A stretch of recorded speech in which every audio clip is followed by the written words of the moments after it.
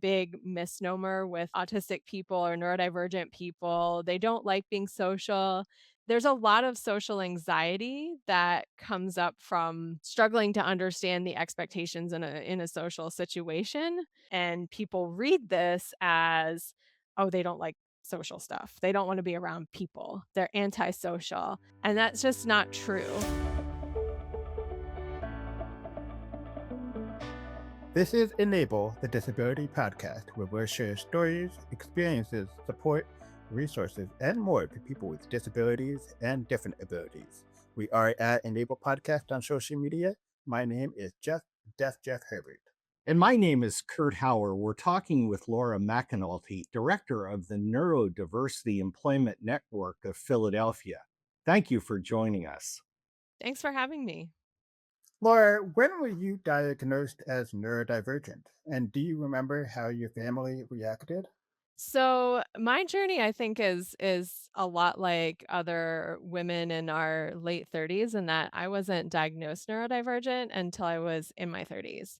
And so it was a different experience for me. And I think especially unique because I do work in this space and in this field. So it's kind of funny to think about that journey of, working as a speech language pathologist and supporting social communication and language.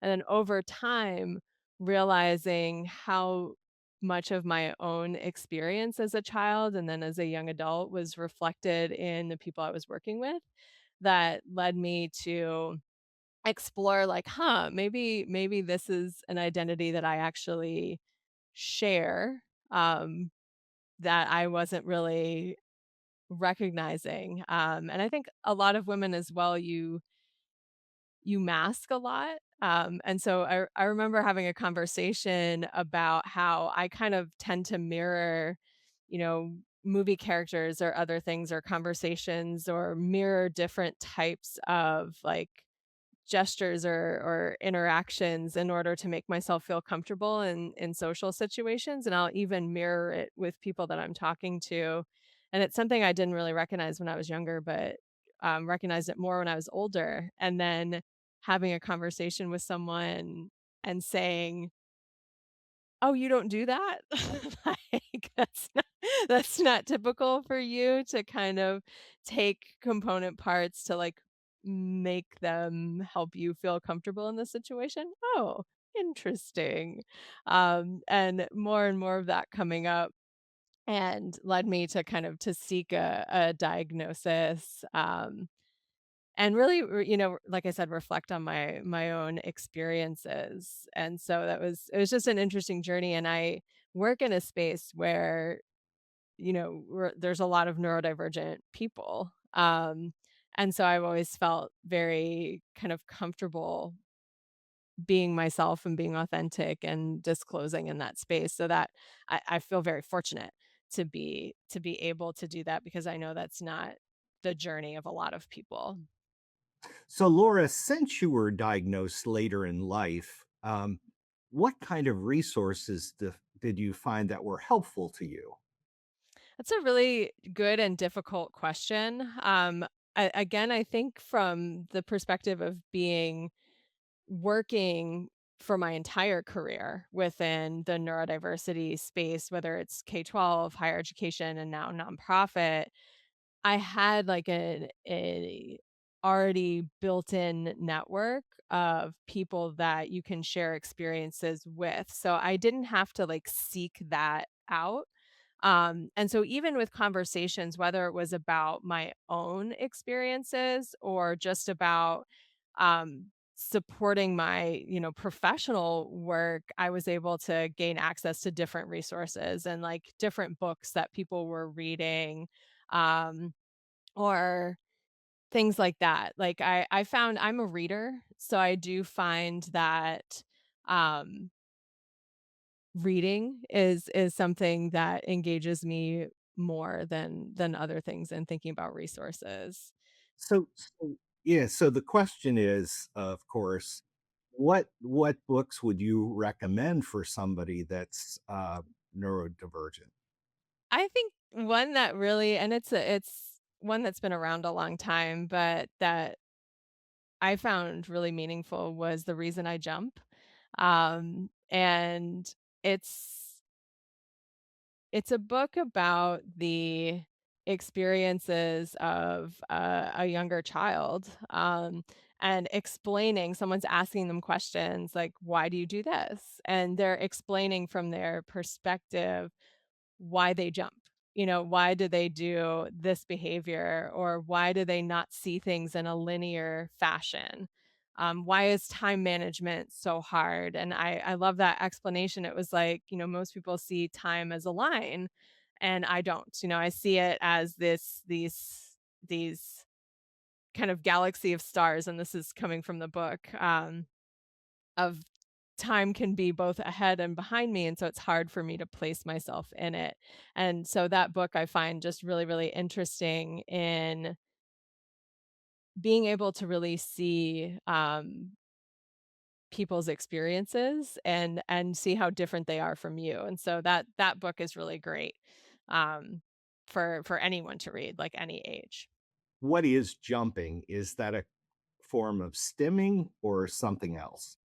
In this case, the way that it's written, it's yes, being able to self-regulate is really what the discussion is, and why is it that this repetitive behavior has meaning for me, and why is it important for me to do it? So, avoiding the idea of pathologizing, "Oh, that is they're doing this repetitive restrictive behavior, and that's very autism."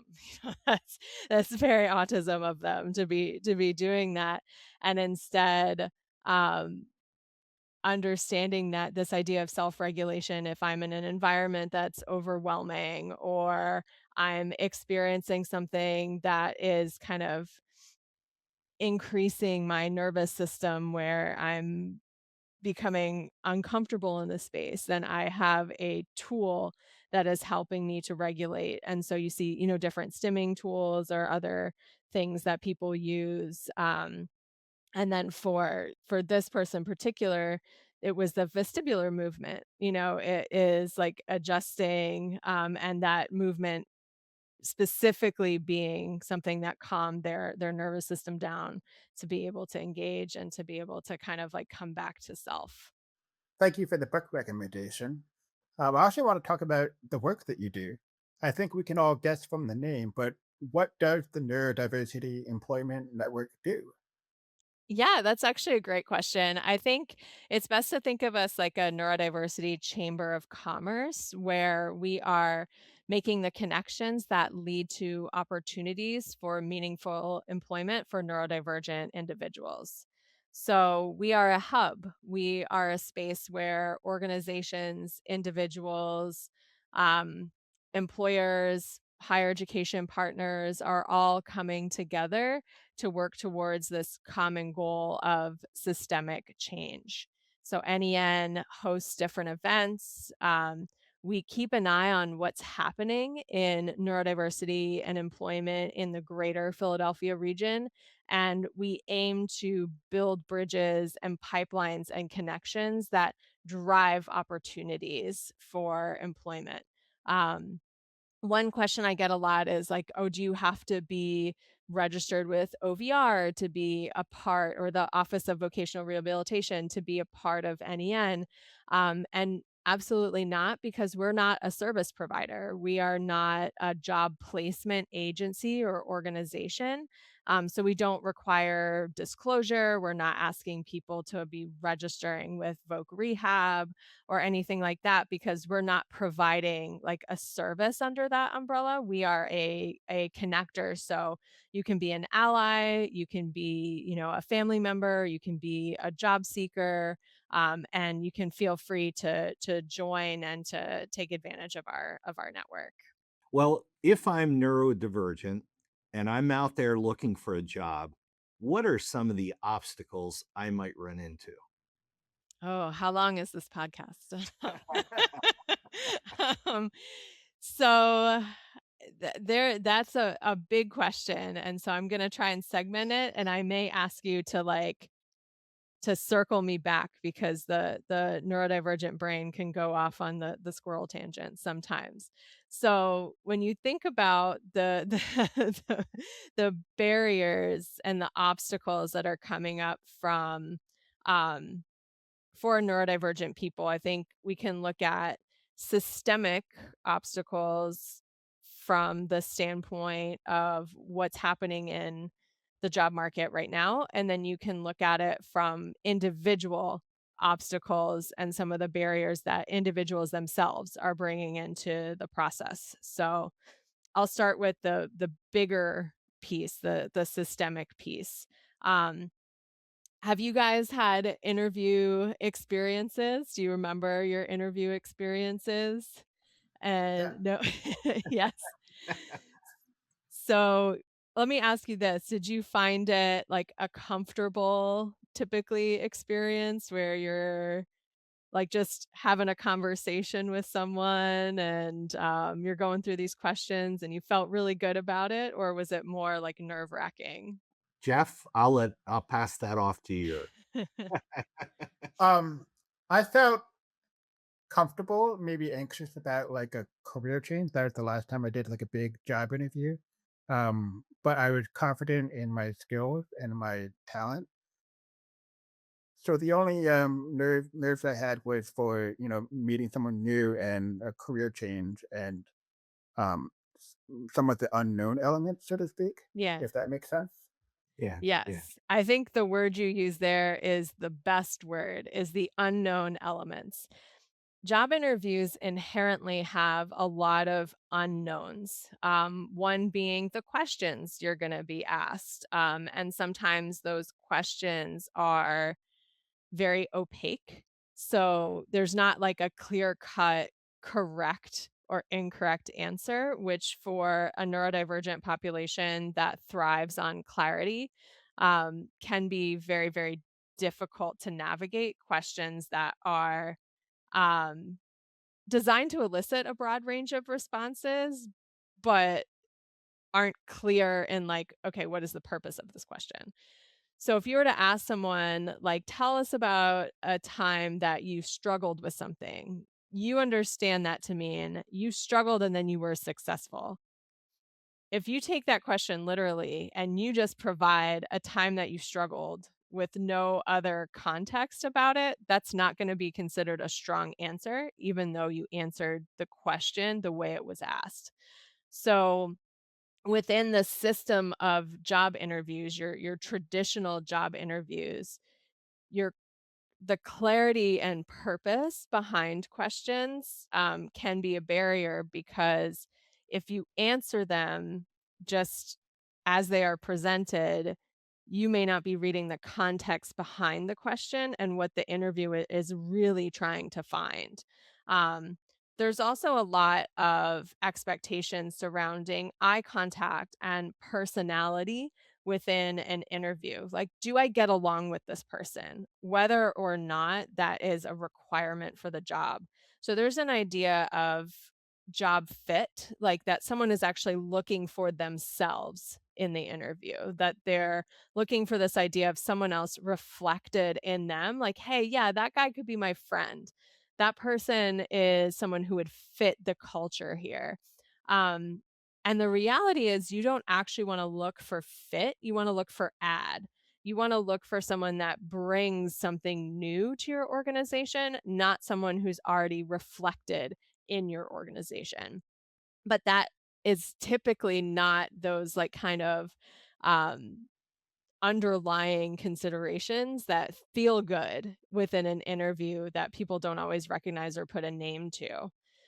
Job descriptions themselves are a barrier because descriptions are not always going to have clarity in reality in what they're asking for.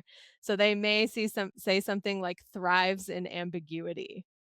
So that's a real thing I've seen on a job description. Now, I do not know of many people who thrive in ambiguity. Another one is consistently exceeds expectations. Um, that is something that is just beyond me.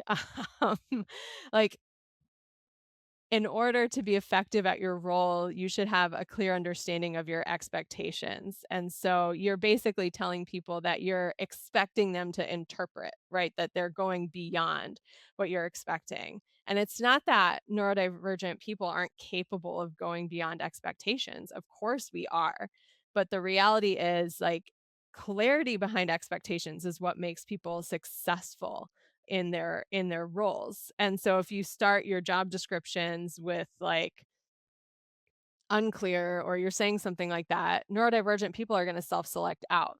And you see similar things happening with women too, that women, if you're not meeting like 90% of the categories, then you don't apply for the job.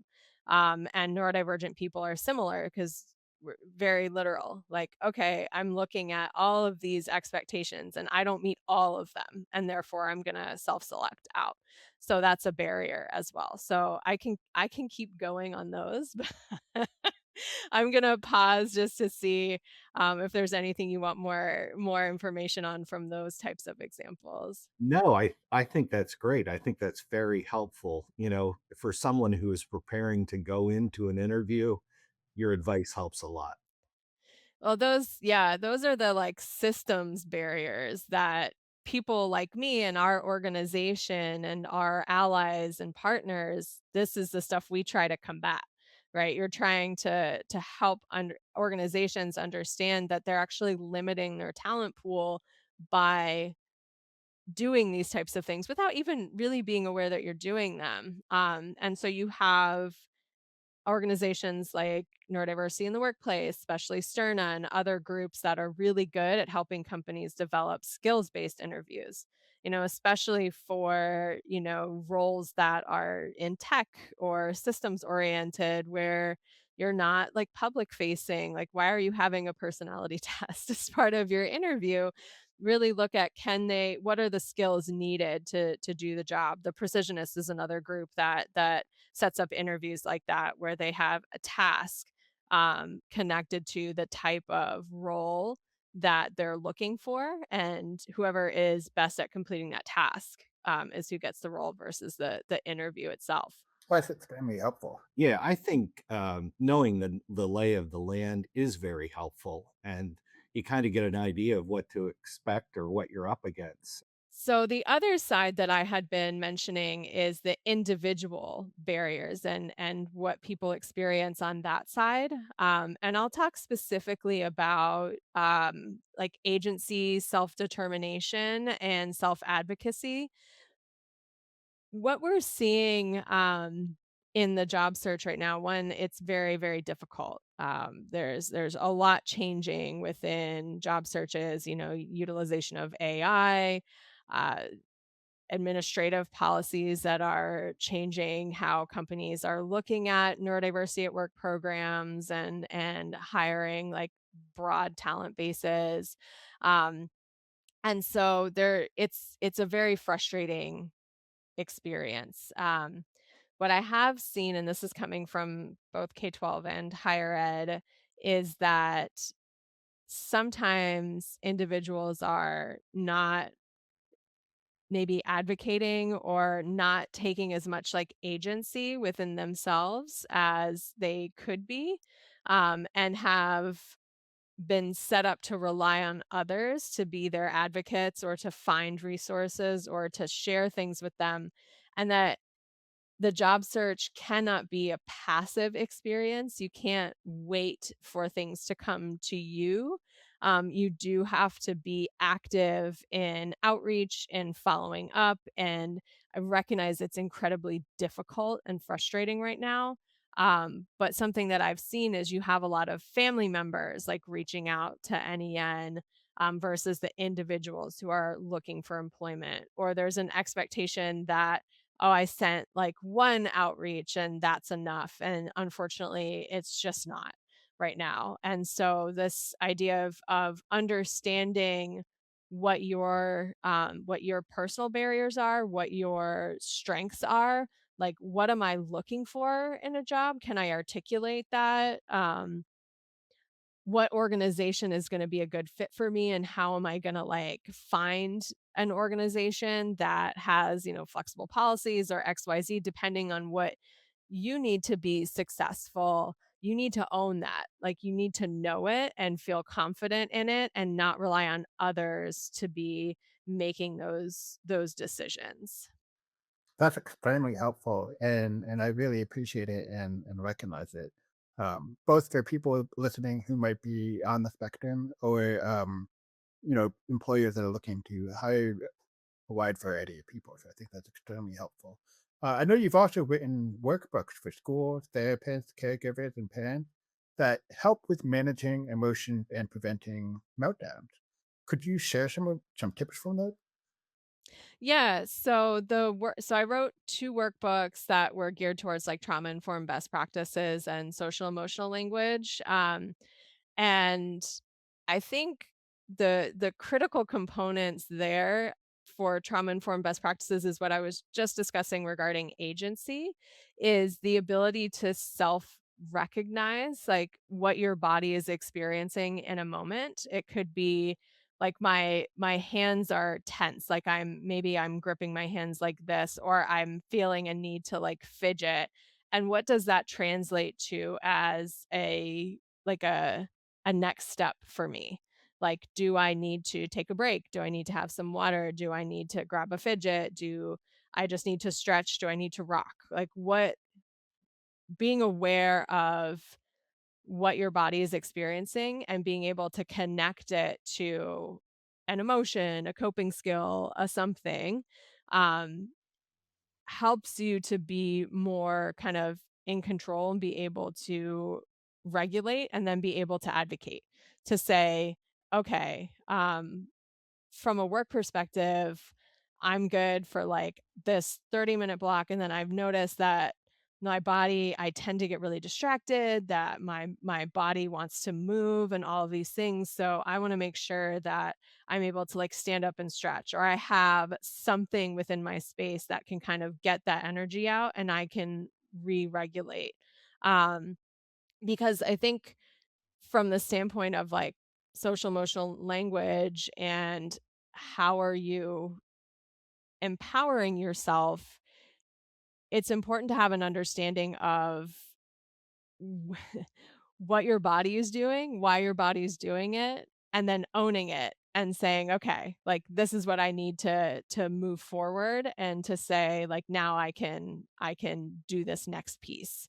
Um when you think about executive function and the higher order thinking components that you're pulling together, if you have dysregulation from sensory, from all sorts of different components, you're not able to engage your executive function in the way that you need to. So your time management will suffer, your attention will suffer, memory, even social skills and communication. And I think that's that big misnomer with autistic people or neurodivergent people. They don't like being social. That there's a lot of social anxiety that comes up from you're struggling to understand the expectations in a social situation. And so it becomes overwhelming. Like if you don't know what the environment is going to look like, how loud it's going to be, is there going to be bright lights? Is it in a wide open space or a smaller space? And then on top of that, your body is telling you like, "Oh, I'm uncomfortable here." You're managing all of this input, which then results in difficulties with your executive function, and people read this as, "Oh, they don't like social stuff. They don't wanna be around people. They're antisocial."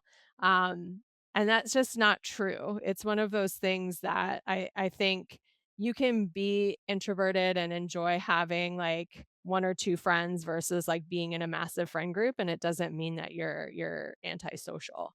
Um, you really like that's that importance of having a clear expectation surrounding your environment and what you need and how to set yourself up for success in environments. It's a two-way street, right? The setting itself has to be amenable to it. You know, people should be communicating what a setting looks like and what to expect there. And then you have to know, hey, maybe I can only do this for 30 minutes because I've had like a super busy day. And then I need to be able to use this coping mechanism, or I need to be able to step back for a minute. So all of that is part of that self-determination. Well, those are some great tips. And on the Enable podcast, we like to talk about and focus on the things we can do and not what we can't do. So, with that in mind, when I go to a job interview, what types of things or what attitude should I have about what I offer an organization? It's a good question. For each individual, I think that comes down to being able to feel confident coming into the situation and what is the situation going to look like, and feeling confident in asking those questions if you're being offered an interview and saying, "Hey, would you mind telling me how many people are going to be in the Zoom interview? Will I have time to ask questions at the end? About how many questions will you be asking me?" Without, because some companies still won't share their interview questions in advance, which that's a whole other, like, podcast episode, honestly. It's just very strange to me, um, that people won't do that. But yeah, so feeling confident in saying, "I'm trying to minimize my anxiety, and these are questions that I can ask them, to try and help, like, navigate what that situation looks like." Knowing that even as a recent graduate, you have relevant experience, and thinking outside of the bounds of simply, maybe you weren't able to get an internship or a role, but were you a member of a club? Like, what did you do that maybe is a little less typical, that you wanna think about is still experience in leadership or other things. So don't talk yourself down, about experiences that you've had, even if you don't have, maybe all the ones you were hoping to in coming into an interview. And I think people get stuck on the idea of disclosure a lot. Um, and should I disclose before an interview? Should I not disclose? When do you disclose? And I do not answer that question for people because it's a highly personal decision regarding disclosure. However, I will say that disclosing a need or disclosing something that's helpful for you is different than disclosing a disability from, like, a vulnerability standpoint, and just from a conversational standpoint in an interview, to say, "Hey, I have a page of notes over here that I may need to look at from time to time." So you're saying that you're not necessarily gonna be looking at them the whole time. Or, like, sometimes I find it hard to concentrate if there's a lot of faces on the screen, so I may look away. So being able to say the things that you know about yourself within, an interview space, or within even, like, just any kind of interaction space, like I did about the squirrel comment. My Sometimes I go off on tangents, like, because that's giving you permission to reel me back. So you're essentially disclosing, but not really. You're disclosing your own, like, personal, "Hey, this is something I know about myself, and I just wanna let you know." And it kind of works that vulnerability piece a little bit, where people feel comfortable, but they're not getting like, "Oh no, do we have to do ADA procedures regarding disclosure?" And again, totally fine if people disclose before an interview. If that's completely a personal decision. I support that. But I think sometimes people get really stuck on this idea of disclosing the label versus disclosing, like, "Hey, this is helpful for me," or, "This is something that's really useful, um, and disarming," as part of it. It's like empowering you. Yeah, absolutely. On the topic of disclosure, if you're comfortable with it, what do you wish others knew about you? Oh. Let's see, what do I wish others knew about me? I know I tell people this all the time, I'm Canadian. So there we go. I don't know, I feel, that people know a lot about me because my role is very, like, public, and so, there's, like, stuff on LinkedIn, there's stuff that NEN is doing all the time, that feels like people already may know too much about me. What I wish people knew about, neurodivergent people and job seekers and the people who are amazing and are looking for work currently is that this neurodivergent people bring so much to a workplace, and the data supports that. Over and over and over again, the data supports how valuable neurodivergent people are in a workplace, whether it's, the neurodiverse teams bringing more innovation and ingenuity and different problem solving, the people who are really good at systems thinking, increasing productivity, just bringing different perspectives and thought processes to your policies and procedures in the workplace. And people with disabilities are retained at higher numbers. So, I think what I would say for that question is what I wish people knew is that this isn't hiring people with disabilities isn't a feel good thing. The reason to do it is not because it's charity, it's because it's hugely beneficial to your business. And as we move forward, there's going to be more people with disabilities, more identified people with disabilities, more neurodivergent people. We've seen that Gen Z is identifying over 50% as neurodivergent, and they want to work with places that have inclusive policies and procedures. So if you want to continue moving your business forward, you should know that these policies and this action is gonna be essential to your business. So that is what I want people to know. Do you have any closing thoughts you would like to share?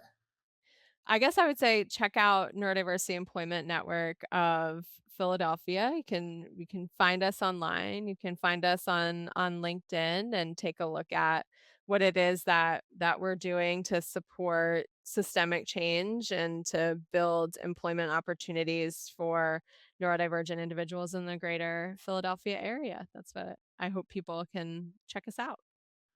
Awesome. We'll include a link for that in the description of this episode as well. Thank you again for joining us. This is Enable, the Disability Podcast. We are at Enable Podcast on social media. Please like, follow, and subscribe. And please share this podcast with your family and friends so we can share more stories about people with different abilities that bring us all together. Thank you.